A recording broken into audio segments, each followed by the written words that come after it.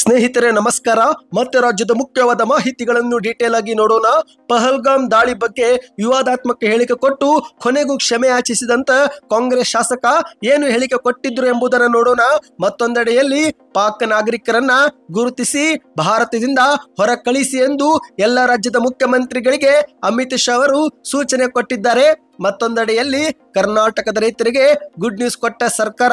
ಕಂದಾಯ ಇಲಾಖೆ ಸಚಿವರಾಗಿರುವ ಕೃಷ್ಣ ಬೈರೇಗೌಡ ಅವರ ದೊಡ್ಡ ಘೋಷಣೆ ಏನಿದು ಮಾಹಿತಿ ನೋಡೋಣ. ಮತ್ತೊಂದೆಡೆಯಲ್ಲಿ ಪಾಕಿಸ್ತಾನ ಜೊತೆಗೆ ಯುದ್ಧ ಮಾಡಬೇಕಾ ಸರ್ ಎಂದ್ರೆ ಮುಖ್ಯಮಂತ್ರಿ ಸಿದ್ದರಾಮಯ್ಯರು ಪ್ರತಿಕ್ರಿಯೆ ಕೊಟ್ಟಿದ್ದಾರೆ. ಅದೇನು ಎಂಬುದನ್ನು ಕೂಡ ಡೀಟೇಲ್ ಆಗಿ ನೋಡೋಣ ಸ್ನೇಹಿತರೆ. ಇನ್ನು ಕಾಂಗ್ರೆಸ್ ಸರ್ಕಾರದ ಗೃಹಲಕ್ಷ್ಮಿ ಯೋಜನೆ ಕುರಿತಂತೆ ಒಂದು ಮುಖ್ಯವಾದ ಮಾಹಿತಿ. ಇದರ ನಡುವೆ ಇನ್ನು ಮುಂದೆ ಗ್ಯಾರಂಟಿ ಅನುಷ್ಠಾನದಲ್ಲಿ ಏನಾದರೂ ಲೋಪವಾದರೆ ಅದಕ್ಕೆ ಅಧಿಕಾರಿಗಳೇ ಹೊಣೆ ಎಂದು ಖಡಕ್ ಸೂಚನೆ. ಎಲ್ಲ ಮಾಹಿತಿ ಡೀಟೇಲ್ ಆಗಿ ನೋಡೋಣ. ಅದಕ್ಕಿಂತ ಮೊದಲು ನೀವು ನಮ್ಮ ಚಾನಲ್ಗೆ ಮೊದಲು ಬಾರಿ ಭೇಟಿ ಕೊಡ್ತಾ ಇದ್ರೆ ದಯವಿಟ್ಟು ಕೆಳಗೆ ಕಾಣುವ ಸಬ್ಸ್ಕ್ರೈಬ್ ಬಟನ್ ಮೇಲೆ ಕ್ಲಿಕ್ ಮಾಡಿ. ಪಕ್ಕದಲ್ಲಿ ಒಂದು ಗಂಟೆ ಕಾಣಿಸುತ್ತೆ, ಅದು ಕೂಡ ಒತ್ತಿದ್ರೆ ರಾಜ್ಯದ ಮುಖ್ಯವಾದ ಮಾಹಿತಿಗಳು ನಿಮಗೆ ಸಿಗುತ್ತವೆ. ದಯವಿಟ್ಟು ವಿಡಿಯೋ ಲೈಕ್ ಮಾಡ್ತಾ ಈ ಒಂದು ಮಾಹಿತಿ ಪೂರ್ತಿಯಾಗಿ ನೋಡಿ. ಬನ್ನಿ ಸ್ನೇಹಿತರೆ, ರಾಜ್ಯದ ಎಲ್ಲ ಮುಖ್ಯವಾದ ಮಾಹಿತಿಗಳನ್ನು ಡೀಟೇಲ್ ಆಗಿ ನೋಡೋಣ.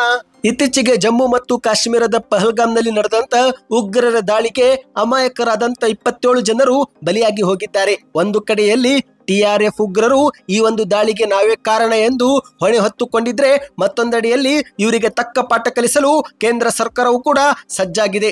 ಇದರ ಮಧ್ಯೆ ಈಗ ದೇಶಾದ್ಯಂತ ಈ ಉಗ್ರರು ಅಲ್ಲಿಗೆ ಹೇಗೆ ನುಗ್ಗಿ ಬಂದರು ಎನ್ನುವ ಚರ್ಚೆಯೂ ಕೂಡ ಶುರುವಾಗಿದೆ. ಇನ್ನು ಕರ್ನಾಟಕದಲ್ಲಿ ಕಾಶ್ಮೀರದಲ್ಲಿ ಆರ್ಟಿಕಲ್ 370 ತೆಗೆದಿರುವುದೇ ಪಹಲ್ಗಾಮ್ ದಾಳಿಗೆ ಕಾರಣ ಎಂದು ಕರ್ನಾಟಕದ ಶ್ರೀರಂಗಪಟ್ಟಣ ಕ್ಷೇತ್ರದ ಕಾಂಗ್ರೆಸ್ ಶಾಸಕರಾಗಿರುವ ರಮೇಶ್ ಬಂಡಿ ಸಿದ್ದೇಗೌಡ ಅವರು ಹೇಳಿಕೆ ಕೊಟ್ಟಿದ್ದು, ಸದ್ಯ ಈ ಒಂದು ಹೇಳಿಕೆಯೂ ಕೂಡ ವಿವಾದಕ್ಕೀಡಾಗುತ್ತಿದ್ದಂತೆ ಎಚ್ಚೆತ್ತುಕೊಂಡು ಮತ್ತೆ ಕ್ಷಮೆ ಯಾಚಿಸಿದ್ದಾರೆ. ಹೌದು, ಇತ್ತೀಚೆಗೆ ಆರ್ಟಿಕಲ್ 370 ತೆಗೆದಿದ್ದೇ ಪಹಲ್ಗಾಮ್ ಘಟನೆಗೆ ಕಾರಣ ಎಂದು ಕಾಂಗ್ರೆಸ್ ಶಾಸಕ ರಮೇಶ್ ಅವರು ಹೇಳಿಕೆಯನ್ನು ನೀಡಿದ್ರು.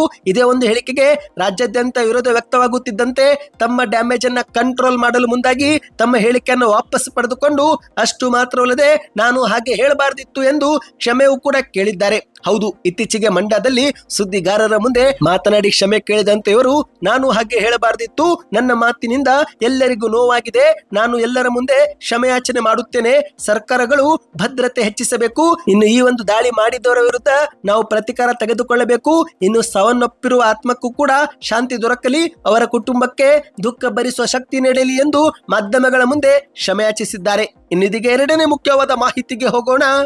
ಈಗಾಗಲೇ ಕೇಂದ್ರ ಸರ್ಕಾರ ಪಾಕಿಸ್ತಾನದ ಈ ಒಂದು ದಾಳಿಗೆ ತಿರುಗೇಟು ಕೊಡಲು ಸಜ್ಜಾಗಿದೆ. ಒಂದು ಕಡೆಯಲ್ಲಿ ಇಷ್ಟು ದಿನ ಹೋಗುತ್ತಿದ್ದಂತ ಸಿಂಧು ನದಿ ನೀರನ್ನು ನಿಲ್ಲಿಸಲಾಗಿದೆ.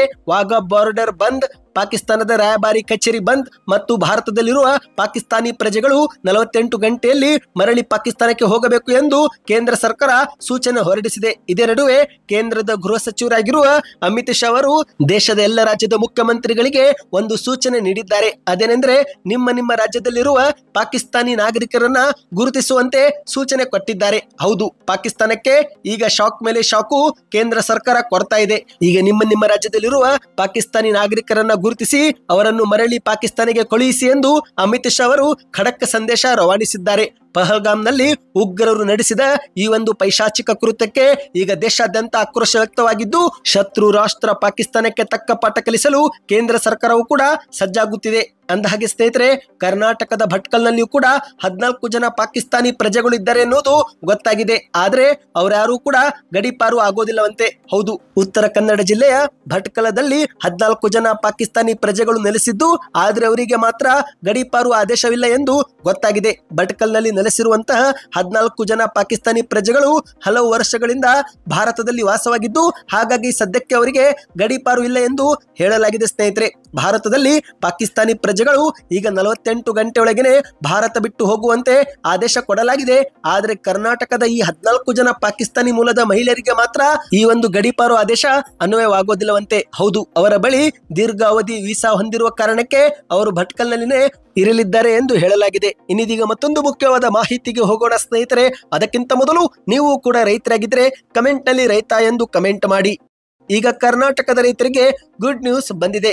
ಹೌದು, ಇನ್ನು ಮುಂದೆ ರೈತರು ಪೋಡಿ ದುರಸ್ತಿ ಕಾರ್ಯಕ್ಕೆ ಕಚೇರಿ ಅಲಿಬೇಕಾಗಿಲ್ಲ.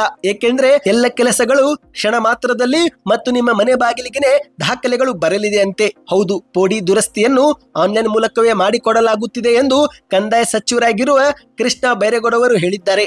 ಹೌದು, ಬೆಂಗಳೂರಲ್ಲಿ ವಿವಿಧ ಜಿಲ್ಲೆಯ ಜಿಲ್ಲಾಧಿಕಾರಿಗಳು ಮತ್ತು ಸರ್ವೆ ಇಲಾಖೆಯ ಮುಖ್ಯಸ್ಥರೊಂದಿಗೆ ಪ್ರಗತಿ ಪರಿಶೀಲನಾ ಸಭೆಯಲ್ಲಿ ಕಂದಾಯ ಸಚಿವ ಕೃಷ್ಣ ಬೈರೇಗೌಡರು ಮಾಹಿತಿ ಕೊಟ್ಟಿದ್ದಾರೆ.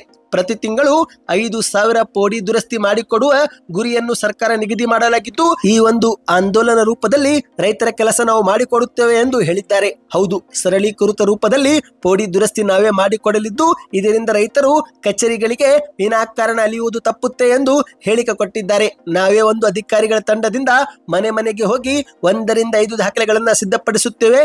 ಇವುಗಳ ಪೈಕಿ ಒಟ್ಟು 30,000 ಪ್ರಕರಣಗಳಲ್ಲಿ ಸರ್ವೆ ಇಲಾಖೆಯಿಂದ ಭೂಮಾಪನ ಕಾರ್ಯವು ಕೂಡ ಕೈಗೆತ್ತಿಕೊಳ್ಳಲಾಗಿದೆ ಎಂದು ತಿಳಿಸಿದ್ದಾರೆ. ನೀವು ಕೂಡ ರೈತರಾಗಿ ಪೋಡಿ ದುರಸ್ತಿ ಕುರಿತಂತೆ ಯಾವುದಾದರೂ ಸಮಸ್ಯೆ ಎದುರಿಸುತ್ತಿದ್ರೆ ಕಮೆಂಟ್ ನಲ್ಲಿ ನಿಮ್ಮ ಅನಿಸಿಕೆಯನ್ನ ಕಮೆಂಟ್ ಮಾಡಿ. ಅಂದಹಾಗೆ ಸ್ನೇಹಿತರೆ, ಮಾಹಿತಿಯ ಪ್ರಕಾರ ಮೇ 20ರಂದು ಕಂದಾಯ ಗ್ರಾಮಗಳ 1 ಲಕ್ಷ ಕುಟುಂಬಗಳಿಗೆ ಡಿಜಿಟಲ್ ಹಕ್ಕುಪತ್ರವು ಕೂಡ ವಿತರಣೆ ಮಾಡಲಾಗುತ್ತೆ ಅಂತೆ. ಹೌದು, ರಾಜ್ಯ ಸರ್ಕಾರದ 2 ವರ್ಷಗಳ ಜನಪರ ಆಡಳಿತಕ್ಕೆ ಸಾಕ್ಷಿಯಾಗಿ ಇದೇ ಒಂದು ಮೇ 20ರಂದು ಕಂದಾಯ ಗ್ರಾಮಗಳ 1 ಲಕ್ಷ ಕುಟುಂಬಗಳಿಗೆ ಶಾಶ್ವತವಾದ ಡಿಜಿಟಲ್ ಹಕ್ಕುಪತ್ರ ವಿತರಿಸಲು ಉದ್ದೇಶಿಸಲಾಗಿದೆ ಎಂದು ಕೃಷ್ಣ ಬೈರೇಗೌಡರು ಇದೇ ಸಮಯದಲ್ಲಿ ಮಾತನಾಡಿದ್ದಾರೆ. ಇನ್ನಿದೀಗ ಮತ್ತೊಂದು ಮುಖ್ಯವಾದ ಮಾಹಿತಿಗೆ ಹೋಗೋಣ. ಕಾಶ್ಮೀರದಲ್ಲಿ ಉಗ್ರರ ದಾಳಿ ಬಳಿಕ ಪಾಕಿಸ್ತಾನ ಜೊತೆಗೆ ಯುದ್ಧ ಮಾಡಬೇಕಾ ಸರ್ ಎಂದು ಮುಖ್ಯಮಂತ್ರಿ ಸಿದ್ದರಾಮಯ್ಯನವರಿಗೆ ಮಾಧ್ಯಮದವರು ಹೇಳಿದ್ದು, ಅದಕ್ಕೆ ಮುಖ್ಯಮಂತ್ರಿಯವರು ಕೂಡ ಪ್ರತಿಕ್ರಿಯೆ ಕೊಟ್ಟಿದ್ದಾರೆ. ಹೌದು, ನಿಮಗೆ ಗೊತ್ತಿರುವಂತೆ ಪಹಲ್ಗಾಮ್ನಲ್ಲಿ ಉಗ್ರರು ಅಮಾಯಕ ಪ್ರವಾಸಿಗರ ಮೇಲೆ ನಿಮ್ಮದು ಯಾವುದು ಧರ್ಮ ಎಂದು ಕೇಳಿ ನಂತರ ಗುಂಡಿನ ದಾಳಿ ಮಾಡಿ ಒಟ್ಟು 26 ಮಂದಿಯನ್ನು ಕೊಲೆ ಮಾಡಿದ್ದಾರಂತೆ. ಅಂದಹಾಗೆ ಸ್ನೇಹಿತರೆ, ಈ ಒಂದು ಕೊಲೆ ಮಾಡುವ ಮುನ್ನ ಪ್ರತಿಯೊಬ್ಬರ ಪ್ಯಾಂಟುಗಳನ್ನು ಕೂಡ ಬಿಚ್ಚಿಸಿದ್ರು ಎಂಬ ಮಾಹಿತಿ ಲಭ್ಯವಾಗಿದೆ. ಒಟ್ಟಿನಲ್ಲಿ ಈ ಒಂದು ಘಟನೆ ನಡೆದ ಬಳಿಕ ಭಾರತ ಮತ್ತು ಪಾಕಿಸ್ತಾನ ನಡುವಿನ ಸಂಬಂಧ ಮತ್ತಷ್ಟು ಹದಗೆಟ್ಟು ಹೋಗಿದೆ. ಹೌದು, 2 ದೇಶಗಳ ನಡುವೆ ಯುದ್ಧದ ಕಾರಮೋಡ ಆವರಿಸಿದೆ. ಇನ್ನು ಇದೇ ಒಂದು ವಿಚಾರ ಬಗ್ಗೆ ಮಾಧ್ಯಮದವರು ಇಂದು ಮುಖ್ಯಮಂತ್ರಿ ಸಿದ್ದರಾಮಯ್ಯನವರ ಬಳಿ ಹೋಗಿ ಪ್ರಶ್ನೆ ಮಾಡಿದ್ದಾರೆ. 2 ದೇಶಗಳ ನಡುವೆ ಯುದ್ಧ ಮಾಡಬೇಕಾ ಸರ್ ಎಂದು ಹೇಳುತ್ತಿದ್ದಂತೆ ಅದಕ್ಕೆ ಪ್ರತಿಕ್ರಿಯೆ ಕೊಟ್ಟಂತ ಮುಖ್ಯಮಂತ್ರಿಯವರು, ಯುದ್ಧ ಏನು ಮಾಡಬೇಕಾಗಿಲ್ಲ, ಈಗಿರುವ ಕ್ರಮಗಳನ್ನೇ ಬಿಗಿಗೊಳಿಸಿದರೆ ಸಾಕು. ಭದ್ರತೆ ಬಿಗಿಗೊಳಿಸಬೇಕು, ನಾವು ಶಾಂತಿಯನ್ನ ಕಾಪಾಡಬೇಕು, ಶಾಂತಿಯನ್ನಷ್ಟೇ ಬಯಸಬೇಕು ಎಂದು ಮುಖ್ಯಮಂತ್ರಿಯವರು ಹೇಳಿದ್ದಾರೆ. ರಾಜ್ಯದಲ್ಲಿರುವ ಪಾಕಿಸ್ತಾನಿ ಪ್ರಜೆಗಳನ್ನ ಗುರುತಿಸಿ ಗಡೀಪಾರು ಮಾಡುವ ಕೆಲಸ ಈಗ ಜಾರಿಯಲ್ಲಿದೆ. ಎಲ್ಲ ನಗರಗಳಲ್ಲಿ ಪಾಕ್ ಪ್ರಜೆಗಳನ್ನ ಗುರುತಿಸಿ ಅವರ ದೇಶಕ್ಕೆ ಕಳುಹಿಸುವ ನಾವು ಕೆಲಸ ಮಾಡಿಕೊಡುತ್ತಿದ್ದೇವೆ ಎಂದು ಹೇಳಿಕೆಯನ್ನು ಕೂಡ ಕೊಟ್ಟಿದ್ದಾರೆ. ಇನ್ನಿದೀಗ ಕೊನೆಯ ಮುಖ್ಯವಾದ ಮಾಹಿತಿಗೆ ಹೋಗೋಣ ಸ್ನೇಹಿತರೆ. ನೀವು ಕೂಡ ಕಾಂಗ್ರೆಸ್ ಸರ್ಕಾರದ ಗ್ಯಾರಂಟಿಯಲ್ಲಿ ಒಂದಾಗಿರುವ ಗೃಹಲಕ್ಷ್ಮಿ ಯೋಜನೆಯ ಫಲಾನುಭವಿಗಳಾಗಿದ್ರೆ ಈಗಲೇ ವಿಡಿಯೋಗೆ ಲೈಕ್ ಮಾಡಿ ಮತ್ತು ನಿಮ್ಮ ಖಾತೆಗೆ ಇತ್ತೀಚೆಗೆ 2,000 ರೂಪಾಯಿ ಜಮೆ ಆಗಿದ್ರೆ ಕಮೆಂಟ್ ನಲ್ಲಿ ಎಸ್ ಅಥವಾ ನೋ ಎಂದು ಕಮೆಂಟ್ ಮಾಡಿ. ಹೌದು ಸ್ನೇಹಿತರೆ, ಇದೇ ಮೊದಲ ಬಾರಿಗೆ ನಮಗೆ ಗೃಹಲಕ್ಷ್ಮಿ ಯೋಜನೆ ಹಣ ಜಮಾ ಆಗಿರೋ ಬಗ್ಗೆ ಯಾವುದೇ ಮಾಹಿತಿ ಸಿಗುತ್ತಿಲ್ಲ. ಹೌದು, ಗೂಗಲ್ ಆಗಲಿ ಅಥವಾ ಇತರೆ ಯಾವುದಾದ್ರೂ ಮಾಧ್ಯಮ ವರದಿ ಆಗಲಿ ಎಲ್ಲಿಯೂ ಕೂಡ ಗೃಹಲಕ್ಷ್ಮಿ ಯೋಜನೆ ಹಣ ಜಮಾ ಆಗಿದೆ ಎನ್ನುವ ಸುದ್ದಿಗಳು ಸಿಗುತ್ತಿಲ್ಲ. ನಿಮ್ಮ ಖಾತೆಗೆ ಹಣ ಜಮಾ ಆಗಿದ್ರೆ ಕಮೆಂಟ್ ಅಲ್ಲಿ ಎಸ್ ಅಥವಾ ನೋ ಎಂದು ಕಮೆಂಟ್ ಮಾಡಿ. ಈ ಒಂದು ಹಿಂದೆ ಸಚಿವ ಲಕ್ಷ್ಮಿ ಹೆಬ್ಬಾಳ್ಕರ್ ಅವರ ಭರವಸೆ ಪ್ರಕಾರ ಇಷ್ಟೊತ್ತಿಗೆ ಮಹಿಳೆಯರಿಗೆ 2,000 ರೂಪಾಯಿ ಜಮಾ ಆಗಿರಬೇಕಾಗಿತ್ತು. ಆದ್ರೆ ಎಲ್ಲಿಯೂ ಕೂಡ 2,000 ರೂಪಾಯಿ ಜಮಾ ಆಗಿರುವ ಸುಳಿವು ಮಾತ್ರ ಸಿಗುತ್ತಿಲ್ಲ. ಇನ್ನು ಮತ್ತೊಂದೆಡೆಯಲ್ಲಿ ಗ್ಯಾರಂಟಿ ಅನುಷ್ಠಾನದಲ್ಲಿ ಲೋಪವಾದ ಅದಕ್ಕೆ ಅಧಿಕಾರಿಗಳೇ ಹೊಣೆ ಎಂದು ಶ್ರೀರಂಗಪಟ್ಟಣದ ಗ್ಯಾರಂಟಿ ಯೋಜನೆಗಳ ಅನುಷ್ಠಾನ ಸಮಿತಿ ಅಧ್ಯಕ್ಷರಾಗಿರುವ ಎಂಎಲ್ಎ ದಿನೇಶ್ ಅನ್ನವರು ಎಚ್ಚರಿಕೆ ಕೊಟ್ಟಿದ್ದಾರೆ. ಹೌದು, ರಾಜ್ಯ ಸರ್ಕಾರ ಜನಪರ ಕಲ್ಯಾಣಕ್ಕಾಗಿ 5 ಗ್ಯಾರಂಟಿ ಯೋಜನೆಗಳನ್ನ ಜಾರಿಗೆ ತಂದಿದ್ದು, ಈ ಒಂದು ಗ್ಯಾರಂಟಿಗಳು ಅನುಷ್ಠಾನವಾಗುವುದರಲ್ಲಿ ಲೋಪವಾದರೆ ಇನ್ನು ಮುಂದೆ ಆ ಸಂಬಂಧಿಸಿದ ಅಧಿಕಾರಿಗಳನ್ನೇ ಹೊಣೆ ಮಾಡುತ್ತೇವೆ ಎಂದು ಖಡಕ್ ಎಚ್ಚರಿಕೆ ಕೊಟ್ಟಿದ್ದಾರೆ. ಹೌದು, ಶ್ರೀರಂಗಪಟ್ಟಣದಲ್ಲಿ ಪುರಸಭಾ ಕಚೇರಿಯಲ್ಲಿ ಮಾತನಾಡಿದಂತೆ ಇವರು ಹಸಿವು ಮುಕ್ತ ಕರ್ನಾಟಕ ಮಾಡಬೇಕು ಎಂಬ ಉದ್ದೇಶದಿಂದ ಸರ್ಕಾರ ಅನ್ನಭಾಗ್ಯ ಯೋಜನೆ ಜಾರಿಗೆ ತಂದಿದೆ. ಹಾಗಾಗಿ ಆಹಾರ ಮತ್ತು ನಾಗರಿಕ ಪೂರೈಕೆ ಇಲಾಖೆ ಅಧಿಕಾರಿಗಳು ಎಲ್ಲರಿಗೂ ಪಡಿತರ ದೊರೆಯುವಂತೆ ನೋಡಿಕೊಳ್ಳಬೇಕು. ಒಂದು ವೇಳೆ ಲೋಪಗಳು ಅಥವಾ ಯಾವುದಾದರೂ ದೂರಗಳು ಕಂಡು ಬಂದ್ರೆ ಅಂತಹ ಅಧಿಕಾರಿಗಳನ್ನೇ ಹೊಣೆ ಮಾಡುತ್ತೇವೆ ಎಂದಿದ್ದಾರೆ. ಅದೇ ರೀತಿ ಶಕ್ತಿ ಯೋಜನೆ ಮೂಲಕ ಸಾರಿಗೆ ಸಂಸ್ಥೆ ಬಸ್ಗಳಲ್ಲಿ ಮಹಿಳೆಯರು ಉಚಿತವಾಗಿ ಪ್ರಯಾಣಿಸಲು ಕೂಡ ಅವಕಾಶ ಕಲ್ಪಿಸಿಕೊಡಲಾಗಿದೆ. ಆದರೆ ಕೆಲವು ಕಡೆಗೆ ಸಾರಿಗೆ ಸಂಸ್ಥೆ ಬಸ್ ಸಂಚಾರ ಇಲ್ಲ ಎನ್ನುವ ದೂರುಗಳು ಕೇಳಿ ಬಂದಿವೆ. ಅದನ್ನು ನೀವು ಕೂಡಲೇ ಸರಿಪಡಿಸಿ ನೋಡಿಕೊಳ್ಳಿ ಎಂದು ಅಧಿಕಾರಿಗಳಿಗೆ ಸೂಚನೆ ಕೊಟ್ಟಿದ್ದಾರೆ. ಇನ್ನು ಅದೇ ರೀತಿ ಯುವ ನಿಧಿ ಯೋಜನೆಗೆ ಇದುವರೆಗೆ ಹೆಸರು ನೋಂದಾಯಿಸದಂತ ನಿರುದ್ಯೋಗಿ ಯುವಕರನ್ನ ಪಟ್ಟಿ ಮಾಡಿ ಅವರ ಹೆಸರನ್ನು ಕೂಡ ಕೊಡಿ, ಅವರಿಗೂ ಕೂಡ ಪ್ರಯೋಜನ ಸಿಗುವಂತೆ ಕ್ರಮ ವಹಿಸಿ ಎಂದು ಸೂಚನೆ ಕೊಟ್ಟಿದ್ದಾರೆ. ಇನ್ನು ಕೊನೆಯದಾಗಿ ಗೃಹಲಕ್ಷ್ಮಿ ಯೋಜನೆ ಹಣವು ಕೂಡ ಸಕಾಲಕ್ಕೆ ಬಾರದಿದ್ರೆ ಇನ್ನು ಮುಂದೆ ಮೇಲಾಧಿಕಾರಿಗಳು ಮತ್ತು ಸಮಿತಿಯ ಗಮನಕ್ಕೆ ತರಬೇಕು. ನಾವು ಅದನ್ನು ನೋಡಿಕೊಳ್ಳುತ್ತೇವೆ. ಇನ್ನು ಈ ಒಂದು ಮಾಹಿತಿ ನಮಗೆ ಬಾಡಿಗೆ ಕೊಡದಿದ್ರೆ ಆಗ ಆಯಾ ಅಧಿಕಾರಿಗಳನ್ನೇ ಹೊಣೆ ಮಾಡಿ ತಕ್ಕ ಶಿಕ್ಷೆ ಕೊಡುತ್ತೇವೆ ಎಂದು ಸೂಚನೆ ಕೊಟ್ಟಿದ್ದಾರೆ. ಇನ್ನು ಇದೇ ನಡುವೆ ಹೊಸ ಮನೆ ನಿರ್ಮಿಸಿದವರು ಮತ್ತು ಬಾಡಿಗೆ ಮನೆ ಪಡೆದಿರುವವರನ್ನು ಕೂಡ ಹುಡುಕಿ ಅವರಿಗೂ ಕೂಡ ಗೃಹ ಜ್ಯೋತಿ ಯೋಜನೆಗೆ ಸೇರಿಸಬೇಕು ಎಂದು ಎಂಎಲ್ಎ ದಿನೇಶ್ ಅವರು ತಿಳಿಸಿದ್ದಾರೆ. ಸದ್ಯಕ್ಕೆ ಎಷ್ಟೇ ಸ್ನೇಹಿತರೆ, ಈ ಎಲ್ಲ ಮಾಹಿತಿ ಇಷ್ಟವಾಗಿದ್ರೆ ವಿಡಿಯೋಗೆ ಲೈಕ್ ಮಾಡಿ. ಯಾವ ಊರಿನಿಂದ ವಿಡಿಯೋ ನೋಡ್ತಾ ಇದ್ದೀರಾ ಕಮೆಂಟ್ ಮಾಡ್ತಾ ನಮ್ಮ ಚಾನಲ್ಗೆ ಸಬ್ಸ್ಕ್ರೈಬ್ ಮಾಡಿ, ವಿಡಿಯೋಗೆ ಲೈಕ್ ಮಾಡಿ. ಈಗಲೇ ವಾಟ್ಸ್ಆಪ್ ನಲ್ಲಿ ಪ್ರತಿಯೊಬ್ಬರಿಗೂ ವಿಡಿಯೋ ಶೇರ್ ಮಾಡಿ.